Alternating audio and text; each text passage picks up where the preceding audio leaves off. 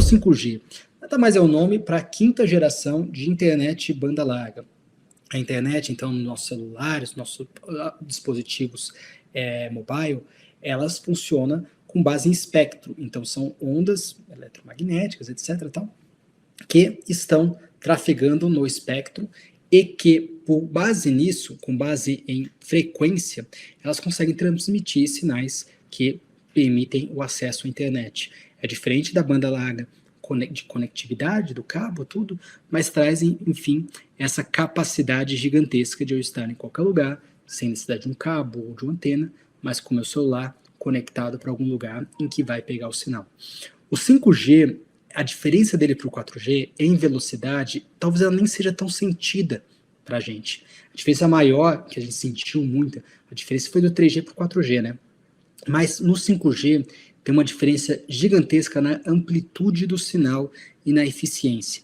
Se hoje no 4G a gente liga muitos objetos de uma vez numa mesma rede e a gente pode ter problemas de sobrecarga, isso tende a reduzir bastante no 5G, o que permitiria que nós tivéssemos níveis impressionantes de conexão entre as coisas, a ponto de até chegar no conceito moderno que se utiliza das cidades inteligentes. Então, cidades inteligentes seriam, no limite, uma cidade em que você tem desde a geração de energia elétrica sendo controlada também pela internet, a demanda de tráfego seja controlada por internet, você tendo aí, por exemplo, semáforos que vão observar em tempo real o tráfego e vão conseguir, a partir de centrais, alterar o tempo de funcionamento deles.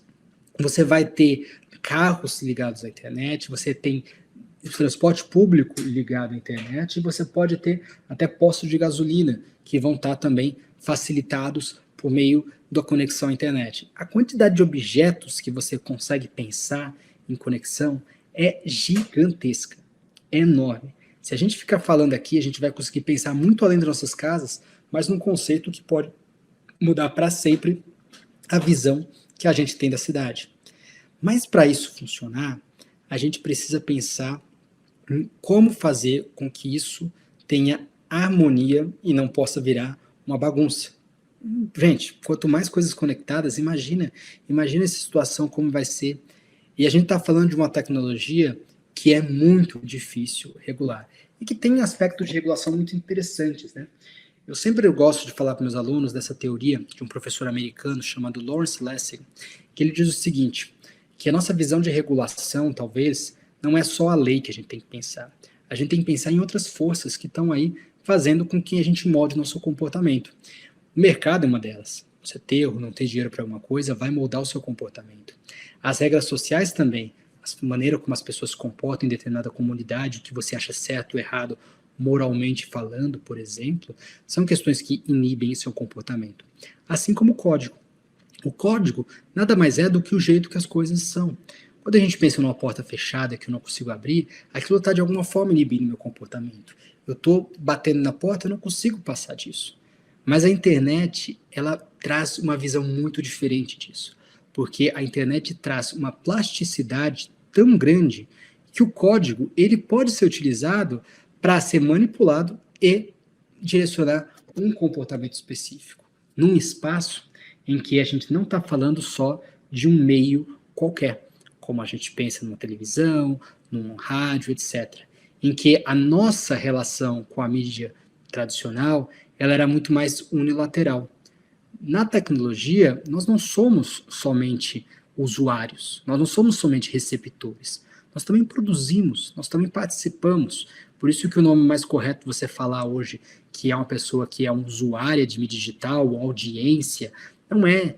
É participante. Nós somos participantes disso.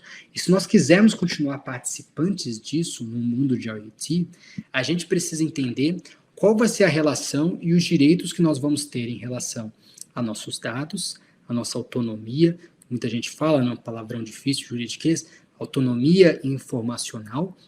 O que a gente vai conseguir ter, de fato, de poder em relação às tecnologias, e não deixar somente a tecnologia trazer e limitar o nosso comportamento. A gente vê, né, você acompanha muito melhor que eu, um movimento muito grande de vários governos, inclusive do brasileiro, de correrem atrás de regular a IoT, de fazer suas estratégias nacionais de IoT, ou no mínimo patrocinar estudos sobre o tema e ver como as diferentes agências regulatórias podem se debruçar sobre esse tema e pensar em soluções de regulação para isso.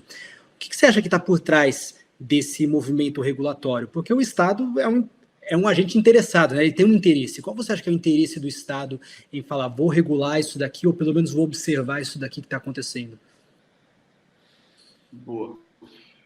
O interesse do Estado é total, porque isso toca a economia, isso toca a vida das pessoas, isso toca serviços e isso aponta para o futuro.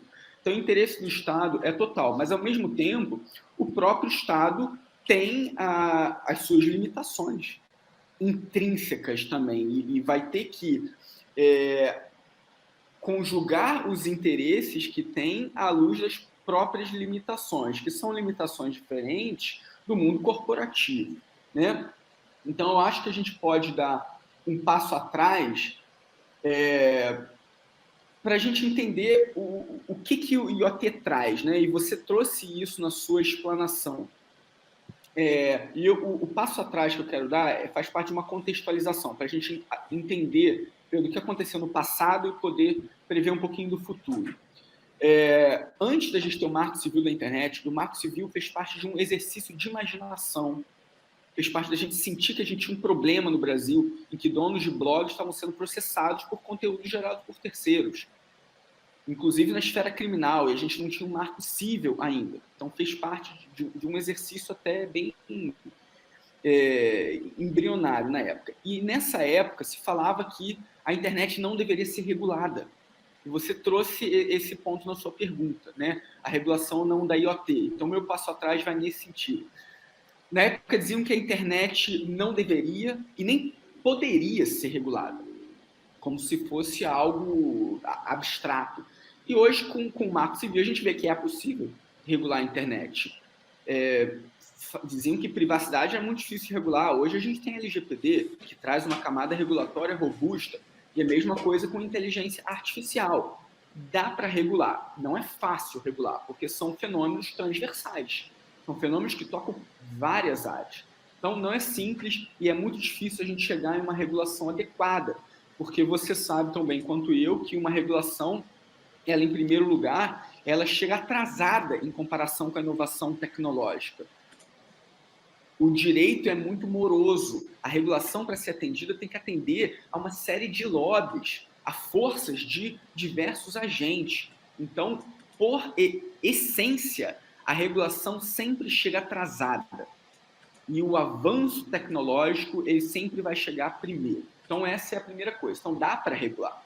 A questão é se a gente vai conseguir uma regulação, adequada, e não uma regulação nociva, né? Então, se a gente vai conseguir uma regulação adequada em tempo hábil.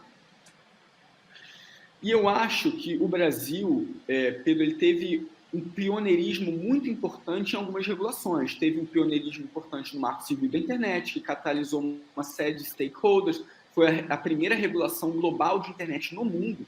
Fez escola na Alemanha, na Itália, na França. O Brasil foi um dos pioneiros em uma estratégia de internet das coisas.